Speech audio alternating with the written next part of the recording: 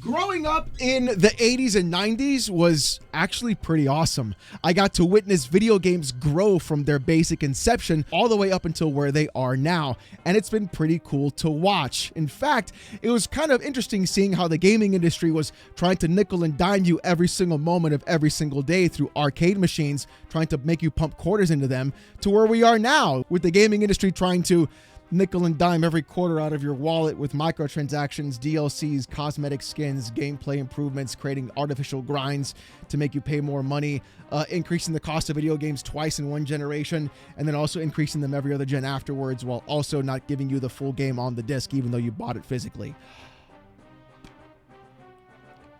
Maybe things haven't really changed. But besides the entire practices of the gaming industry being completely insane, there is one company going around that is trying to change the game altogether. In fact, I would even dare say they're trying to break all the rules. You see, when I was younger, it was pretty hard to get your hands on video games. I only had one console each generation. It was really difficult to try and have the money to buy multiple consoles in my house. At the same time, though, my friends were buying the opposite console so we could trade systems or even trade games and get to play everything elsewhere. Nowadays, though, every game is basically on every platform. And on top of that, the consoles themselves don't really provide anything different in terms of technology or even in terms of actual hardware. In fact, both the Xbox Series X and the PS5 and PS5 Pro are made by AMD. They have almost, I would guess to say, the same kind of SoC and APU. There are variances and differences in between, but they're so minor in the details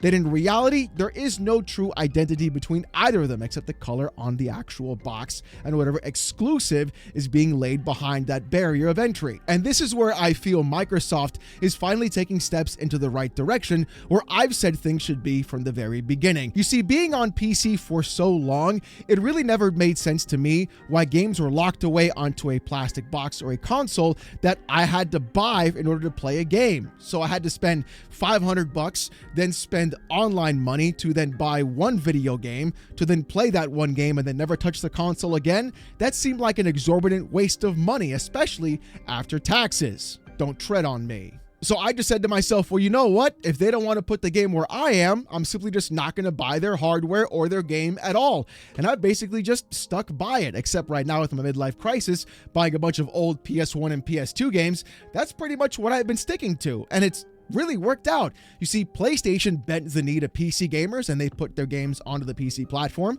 There's only a couple of them missing right now. Xbox just completely took tips from Remy LaCroix, bent over and touched their toes and put every game onto the PC day and date on that platform. And even then, at the same time, gave us PC Game Pass at a lower price than the console version. So in my mind, exclusivity really doesn't make any sense from this perspective. In fact, I think it's an actual detriment because what you're doing is restricting who can buy your game behind a plastic box, basically just creating a fictional walled garden of just restricted sales and just trying to create a community behind it, when in reality, all you're doing is just restricting who can buy that product.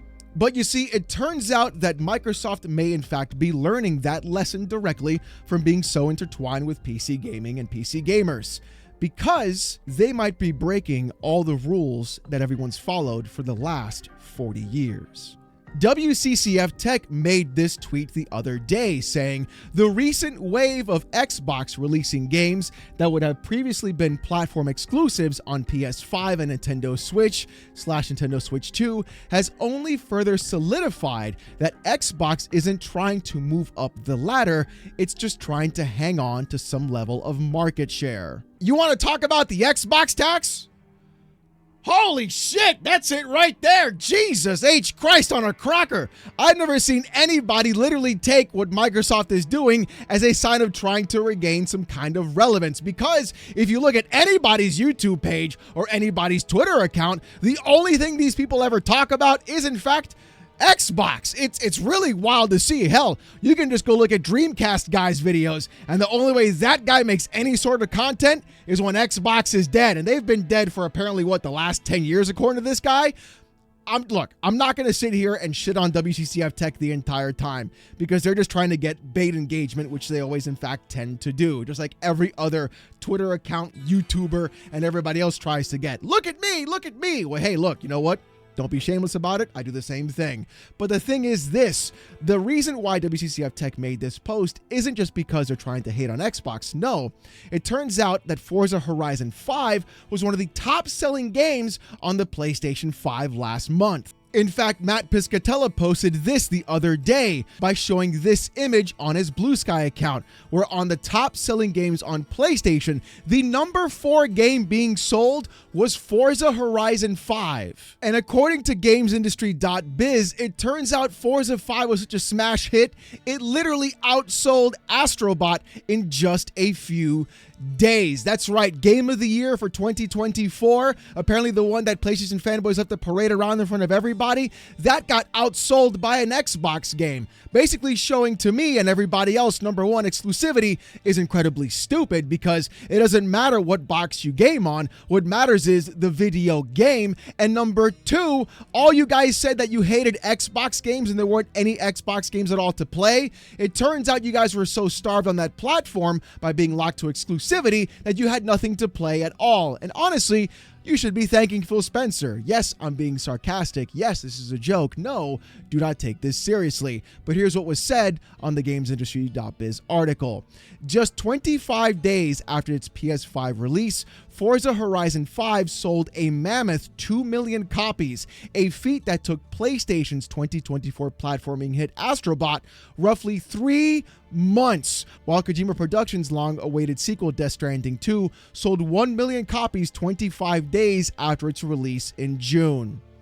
So here we are with a 4-year-old game being launched onto the PlayStation 5 with no fanfare, no marketing, no anything basically, a couple of commercials online here and there, and it literally sold more than the top reviewed game last year that was marked as Game of the Year of Astrobot in just a few days. Hell, in less than a month, it outsold it, basically telling me that yes, exclusivity is in fact dead, and I can prove it even further that exclusivity is dead because PlayStation themselves have announced that they are putting Helldivers 2 onto the Xbox platform, published by PlayStation. So a PlayStation IP being published by PlayStation Studios on the platform that Dreamcast guy and every other fanboy says is effectively dead every single day is literally getting your exclusives. On top of that, PlayStation is putting other games onto Nintendo Switch 2 as well, thereby showing that this idea of exclusivity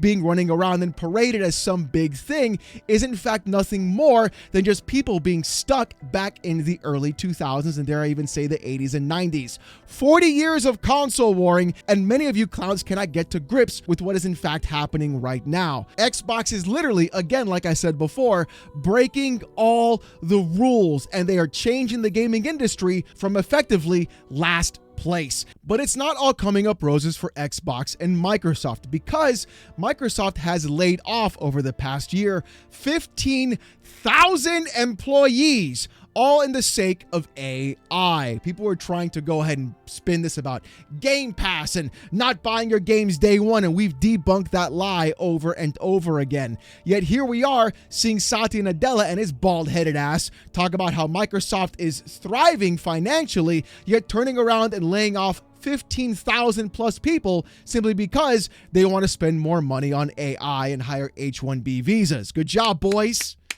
Way to go. Isn't that great?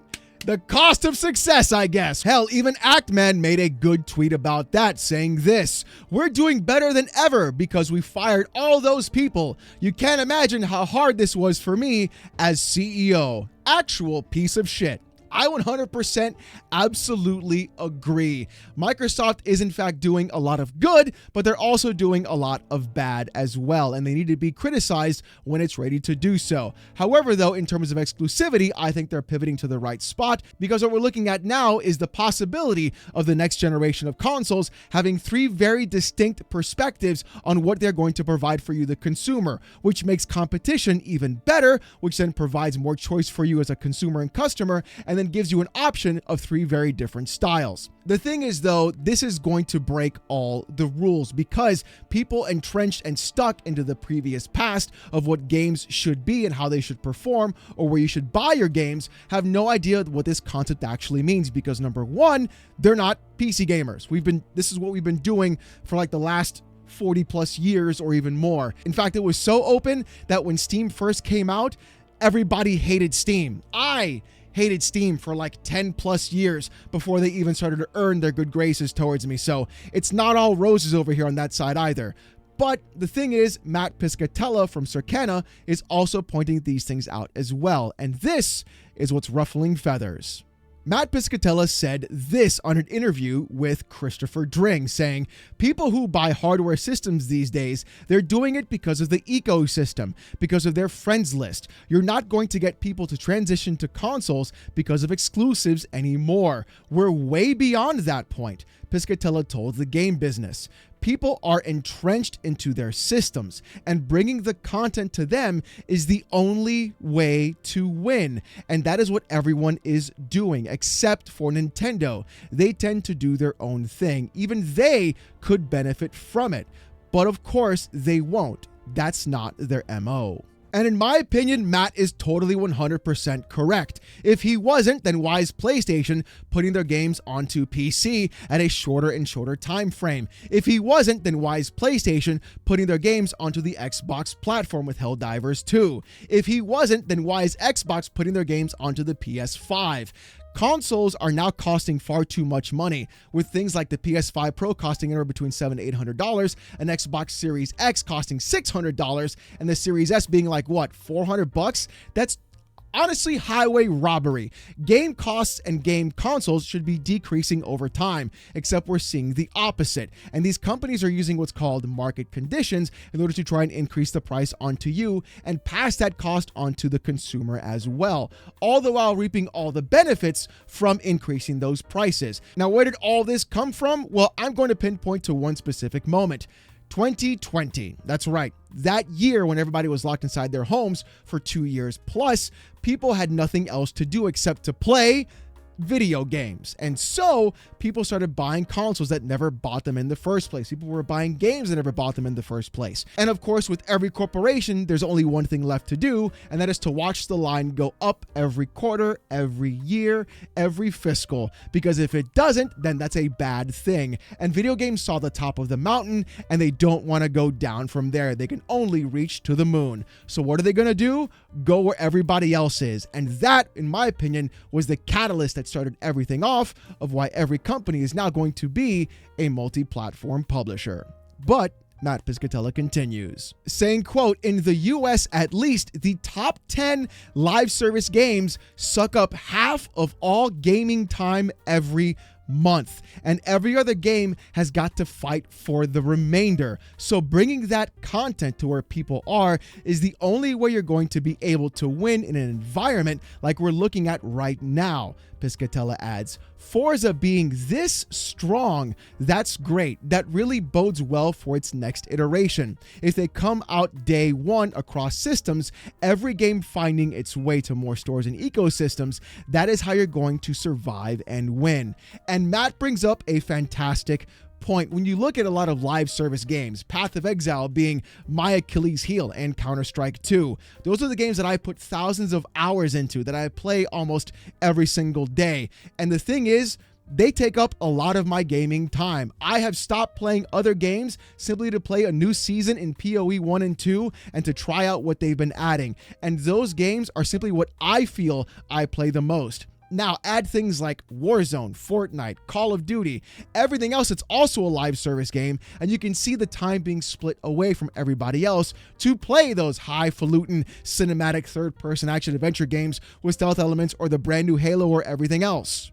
This also explains, though, why PlayStation has such a massive live service push and why they were consistently trying to make a new live service game out of practically every single IP that they had, trying to find some way to garner or siphon away people from those other live service games as well. When you look at things like Marvel Rivals, when you look at things like Destiny, when you look at other places as well of other games trying to capture an audience, you're basically trying to pull away other people from other live service games. And unfortunately, there's only 24 hours in a day for someone to play. So trying to maximize where your game can be played on is going to be the best course of action, like Matt is saying. Again, we're seeing it right now in front of everybody, but nobody wants to see the forest from the trees. And those people left that are crying and screaming, shitting, pissing, and cumming themselves, saying exclusives matter, are going to be the ones left by the dust, because they do not understand that the gaming industry has in fact changed, and they're refusing to move with the tide. And like I said before, that's why you're seeing Microsoft put their games onto PlayStation.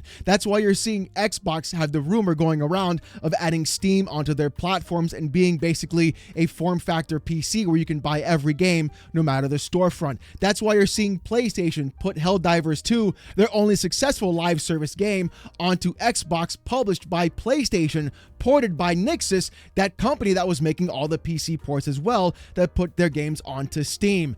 Every company is now a third-party publisher except for one, and that's Nintendo. And they're holding on to the very last breath because, of course, they are an anomaly in the industry. But you can't sit there and point at Nintendo saying, look, guys, they're doing it, when they've literally bucked the trend of trying to provide you this high-end piece of hardware and this amazing piece of tech under your TV, and they've gone the mobile route instead.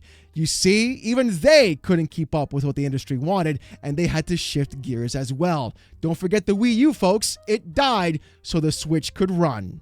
But you know what? Let me know what you guys think about this in the comments section down below. I'd love to hear what you guys have to think. And hopefully one day we'll also get games day and date onto PC from PlayStation and even Nintendo. That would be great, instead of getting an emulator to do it in first place. You know, we'd want to give that company money, but they just apparently don't think we exist as people. It's awesome. But if you want to see more of this kind of content, though, more hot takes in the gaming industry, more PC port reviews, gaming news, Steam Deck videos, fanboy content, and live streams every Saturday night, 8:45 p.m. Eastern, subscribe to the channel. We're on our way to 88,000 subs, and I just want to say thank you guys so very much. If you want Discord access or most during live streams, become a YouTube member. It's as low as $1. You don't want to spend the buck? Don't sweat it. Just come on down Saturday nights, 8:45 p.m. Eastern. Trust me, you'll have a hell of a time as I get insulted nonstop for about 5.5 hours with AITTS. It's great. With all that being said, though, thank you guys so much for watching. Hope you have a great one, and I'll see you gooners next time. Peace!